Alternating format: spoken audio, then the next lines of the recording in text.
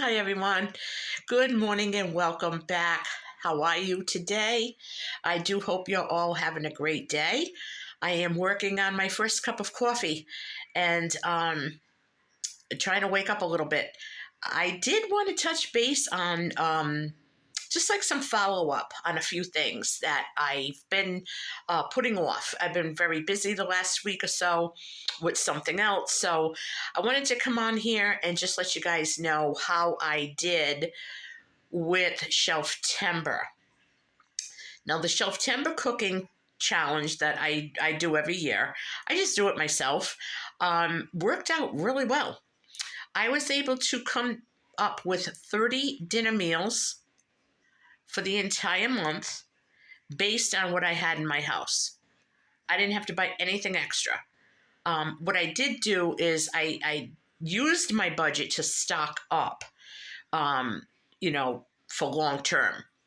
So that's where the budget went. I did buy a little bit of produce, but I mean, nothing major. I mean, if I had to, I have home canned fruit. So I didn't even have to do that. And I have lettuce and greens growing. So I'm okay with that. But I surprised myself and I had about 10 meals left over because I utilized leftovers. So there was still like 10 meals I didn't get to make. So I'm going to kind of move them to October. And one thing what I learned from doing this Shelf Timber challenge was you don't need 30 meals because if you're utilizing leftovers and putting together different ideas from different things that you have left over, you don't really need 30 whole meals for a month. At least I don't. Now, every family is a little bit different. I would assume it's the same, only a larger family. If you're cooking more for one meal for a larger family and you have leftovers, your leftovers are going to be more than my leftovers. You know what I mean? Or equal. So the next time I do this, I'm not going to plan out 30 meals. I'm going to plan out about 20. And then that would give and take, give me some wiggle room for leftovers and things like that. The second thing I learned is, although it was fun to plan a month ahead, it was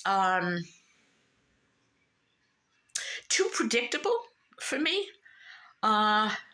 And sometimes I made something and I had it and it wasn't really what I wanted that night. So I was like, well, we're going to have this because it's on the menu, And I don't want to be like that. I want flexibility. I want to have fun. I want variety.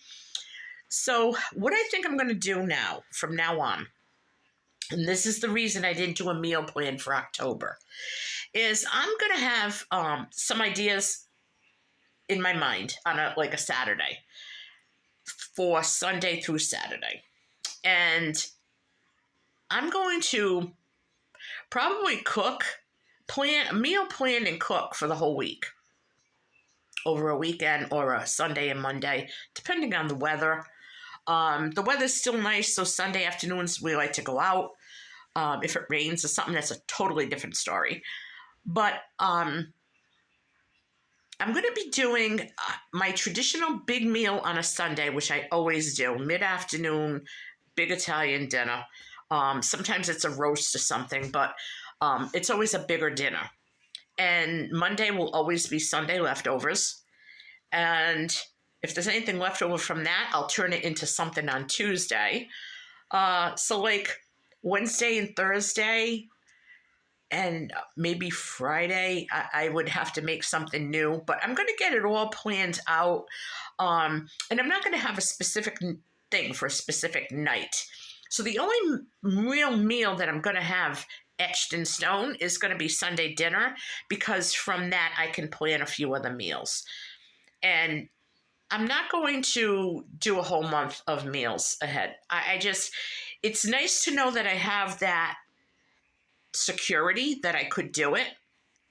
And that was the real test. But to do it for a whole month, to plan out my meal like that is just, it's not fun. I mean, it's fun when you're planning it out.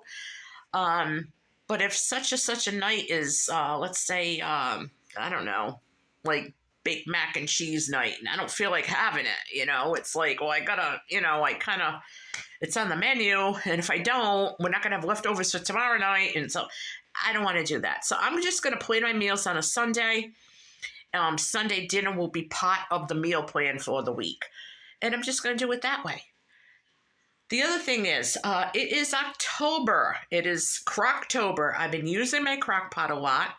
I don't know where you guys live, but our energy bill, our electric bills have gone up another 24% starting October 1st. I do find that a crock pot is very economical, and I do have a gas stove, so I'm okay. As far as cooking goes, I don't have like an electric oven or anything like that. I'd be in a lot of trouble.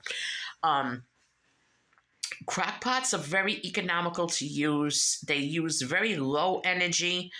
So does my dehydrator. My dehydrator uses very low energy. It's about probably less than a crock pot.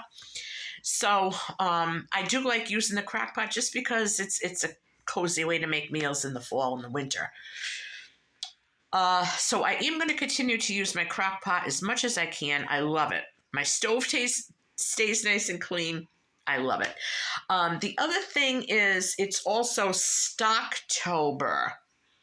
So as I go through and I'm restocking my pantry, my freezer, my fridge, my long-term pantry, I am pulling things out, checking dates, things that are still within a good Best By date that I have not used will be donated. Now, I did a plea in August, and I told everyone that Shelf Timber was coming up, and then Stocktober is coming up, and food pantries are really hitting it hard. More and more families are coming in more often, and they can't keep up with donations. So, I mean, if there's something in your stock, in your pantry that you have not used, and you don't think you're going to use it in the next couple of months, donate it, okay? Because somebody else could really use that food. It is good for us to have our stockpile, but we're supposed to take care of each other as well. So I'm urging everyone that if you have anything that you haven't used, haven't opened, you don't want it to go to waste, or you stocked it and realized, why did I even get this? Just donate it. Take it somewhere to a food pantry. Just drop it off, and whoever gets it will be deeply blessed. So I do have a food pantry in my state that I work with. It's through a local Baptist church, and I will continue to support them any way I can. If I don't have things in the house to donate, I'll probably go buy some items for them, but for the most part, I am definitely going to shop my own pantry to see what I can bless somebody else with. So in the midst of being prepared and being vigilant and taking care of ourselves and our families, let's not neglect other people, and let's bless them as well. Everybody has to eat. Everyone has a right to eat, and stay healthy as much as they can. So even if you have toiletries or paper products or anything like that, anything in excess, if you could spare a little bit and just drop it off at your local food pantry, somebody is really going to be blessed with that. So on that note, I'm going to end this video, and I'm going to start my day. I'm going to pour my second cup of coffee, and I'm going to see what today brings. It's Frugal Friday, and I think the best way for me to stay frugal is not to leave the house. So I don't think I'm going anywhere today. But if I do, it'll be frugal. So you guys have a great day. Give me a thumbs up if you can and if you're willing. And please, I need you to smash that subscribe button and leave a comment below. Let me know what you're doing this month for Stocktober, and update me on how you did for your shelf cooking. Okay? I will be back later on today with another video. As always, I love you. God bless you. And I'll catch you on my next video.